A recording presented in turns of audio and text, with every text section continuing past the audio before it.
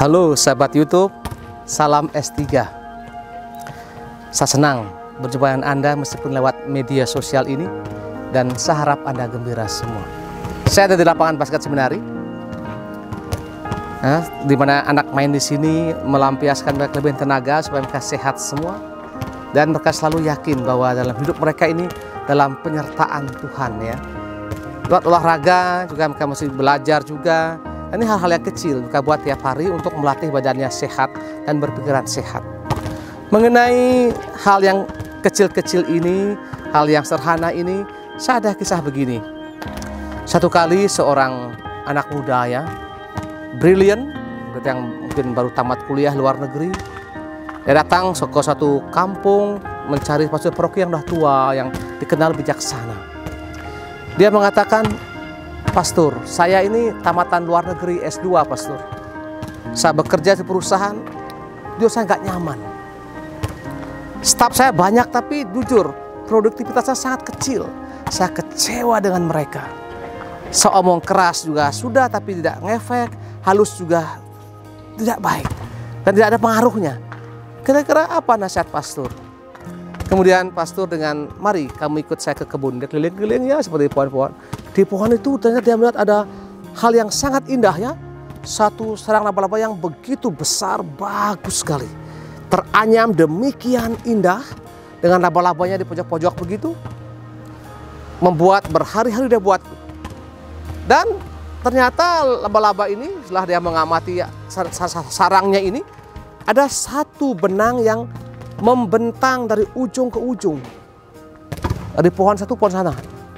Sangat jelek pemandangan. Kemudian dia berpikir spontan.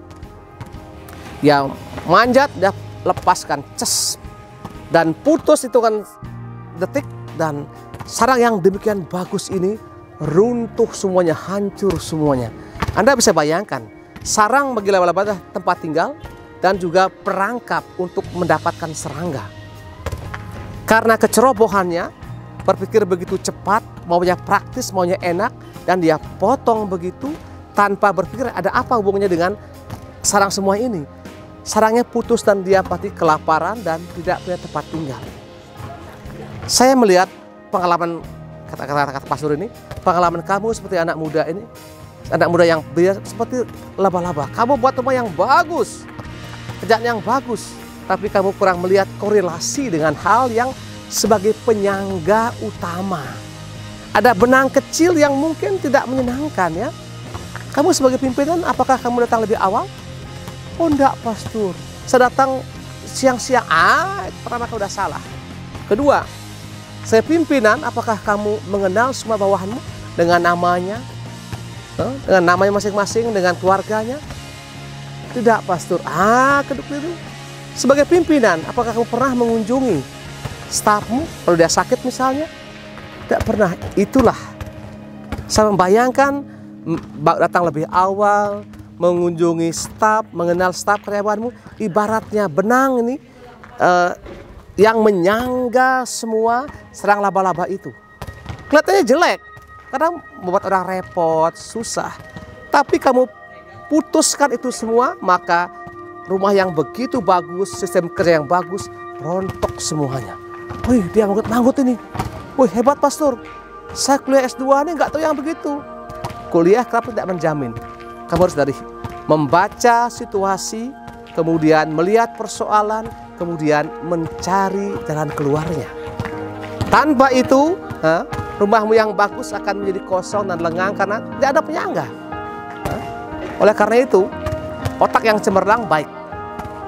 Tapi juga otak yang cemerlang mesti diwujud nyatakan dengan hal-hal yang kecil tadi, yang membangun, yang menyangga rumah yang besar itu, agar rumah ini bisa kokoh.